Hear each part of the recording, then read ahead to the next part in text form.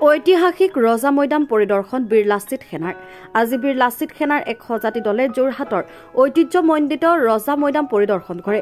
বৰ্তমান ৰজা মৈদামৰ কদৰ্যময় পৰিস্থিতিক লৈ দুখ প্ৰকাশ কৰি বিষয়ববীয়াসকলে কয় যে যোৰহাট ঐতিহ্য গৰিমাৰ স্বাক্ষৰ গ্ৰহণ কৰি থকা ৰজা মৈদামৰ চৌপাশৰ পৰিৱেশ পৰিষ্কাৰ কৰি ইয়াক সংৰক্ষণৰ ব্যৱস্থা কৰিব লাগে। ৰজা মৈদামৰ কাষতে থকা পুখুৰীটো বৰ্তমান এক ডাষ্টবিনত পৰিণত হৈছে। স্বৰ্গদেউ পুৰন্দৰ সিংহ আৰু স্বৰ্গদেউ কমলেশ্বৰ সিংহৰ যি মৈদাম সেয়া দেখিলে মন সেমেকি যোৱাৰ এক পৰিস্থিতি হৈ পৰিছে। গতিকে চৰকাৰ তথা পুৰাতত্ব বিভাগক এই ক্ষেত্ৰত দৃষ্টি দিবলৈ আহ্বান জনাইছে। লগতে চৰাইদেউ মৈদামক বিশ্ব ঐতিহ্য ক্ষেত্ৰলৈ ৰূপায়ণ কৰাৰ বাবে মুখ্যমন্ত্ৰীৰ লগতে চৰকাৰখনক ধন্যবাদ দি চৰাইদেউ মৈদামৰ দৰে যোৰহাটস্থিত ৰজা মৈদামকো এক উচিত সংৰক্ষণৰ ব্যৱস্থা কৰি বিশ্ব ঐতিহ্য ক্ষেত্ৰ হিচাপে স্বীকৃতি লাভ কৰাৰ যথোচিত ব্যৱস্থা কৰিবলৈ আহ্বান জনায়। ঐতিহাসিক এই স্থান আৰু কীৰ্তিচিহ্নবোৰে বৰ্তমান নৱপ্ৰজন্মক আহোম ৰাজত্বকালৰ বহু তথ্য জনাত সুবিধা কৰে। সেই গতিকে নৱপ্ৰজন্মৰ ভৱিষ্যতৰ কথা চিন্তা কৰি আমি সেইবোৰ সংৰক্ষণৰ ব্যৱস্থা কৰিব লাগে বুলিও কয়। আমি আজি বীৰ লাচিত সেনাৰ কেইজনমান সদস্য ইয়াত উপস্থিত হৈছোঁ, কিয়নো যোৰহাটৰ গৌৰৱ মানে অসমীয়াৰ গৌৰৱ, যোৰহাটৰ গৌৰৱ যি ৰজা মৈদাম, এই ৰজা মৈদামৰ যি কদাৰ্যময় পৰিৱেশ আপুনি চৌপাশটো যদি আপোনালোকে লক্ষ্য কৰে তেনেহ'লে দুখ লগা পৰিৱেশ এটা হৈ আছে।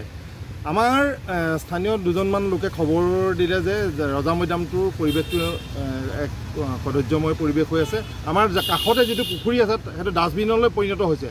আমি জিলা প্ৰশাসন তথা পুৰাতত্ব বিভাগ আৰু অসম চৰকাৰক আহ্বান জনাইছোঁ, যোৰহাটত যি ৰজা মৈদাম বুলি পৰিচিত সেই ৰজা মৈদামত আপোনালোকৰ দৃষ্টি নিবন্ধ হৈছে নাই নাজানো।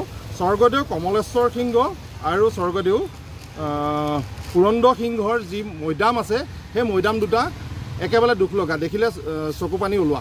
আমি অসম চৰকাৰক ধন্যবাদ এইটো কাৰণে দিছোঁ এটা ক্ষেত্ৰত যে কীৰ্তিচিহ্ন সংৰক্ষণৰ ক্ষেত্ৰত যি চৰাইদেউৰ ওপৰত পদক্ষেপ ল'লে আমাৰ যোৰহাটৰ মাজমজিয়াত থকা এই ৰজা মৈদাম যিটো আমাৰ সকলোৰে পৰিচয়, অসমীয়াৰ গৌৰৱ।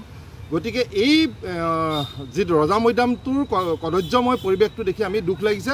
অসম চৰকাৰক আহ্বান জনাইছোঁ, জিলা প্ৰশাসনকো আহ্বান জনাইছোঁ, যদি আপোনালোকে অনতিবিলম্বে এই ৰজা মৈদামৰ পৰিৱেশটো যদি ঠিক নকৰে তেতিয়াহ'লে আমি বীৰ লাচিত সেনাই আৰু ৰাইজৰ সহযোগত অনাগত দিনত আমি নিজাববীয়াকৈ চাফ চিকুণতাৰ ব্যৱস্থা কৰিম। কাৰণ ইয়াত কণ কণ ল'ৰা ছোৱালীবিলাকো আহে খেলা ধূলা কৰিবলৈ, আৰু চাৰিওপাশ যিটো বাউণ্ডেৰী আছে বাউণ্ডেৰীটো কোনো পৰিৱেশ নাই।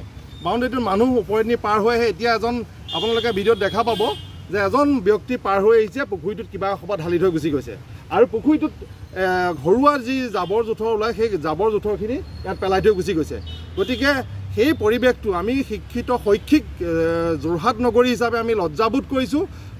যিসকলৰ দৃষ্টিগোচৰ হোৱা নাই সকলোকে আমি দৃষ্টিগোচৰ হ'বৰ বাবে এই পৰিৱেশটো সৃষ্টি কৰিছোঁ, যাতে আপোনালোকে আমাৰ লগত সহযোগিতা কৰি এই ৰজা মৈদামৰ যিটো গৰিমা ৰক্ষা কৰাত আপোনালোকে সহযোগিতা কৰক। নহ'লে অনাগত সময়ত আমাৰ ধিক্কাৰ দিছোঁ এইটোকে, আমাৰ বৰ্তমান যি জাতি মাটি ভেটিৰ কথা কোৱা চৰকাৰখনে দুজনকৈ কি বুলি কয় জাতীয় সংগঠনৰ পৰা যোৱা মুখ্যমন্ত্ৰী সৰ্বানন্দ সোণোৱাল আৰু হিমন্ত বিশ্ব শৰ্মা, এই দুইজনেই যি পদক্ষেপ ল'ব লাগিছিলে, আমাৰ বিধায়কজনে এই ৰজা মৈদামটোৰ ওপৰত যি পদক্ষেপ ল'ব লাগিছে তাক আমাৰ দৃষ্টিগোচৰ নহ'লে। কিন্তু দুখৰ বিষয় এইটোৱে যে এই বাউণ্ডেৰীৰ পৰা অলপ দূৰত আপোনালোকে দেখিছে এজোপা গছ প্ৰায় আজি 2-3 মাহমান হ'ল পৰি আছে।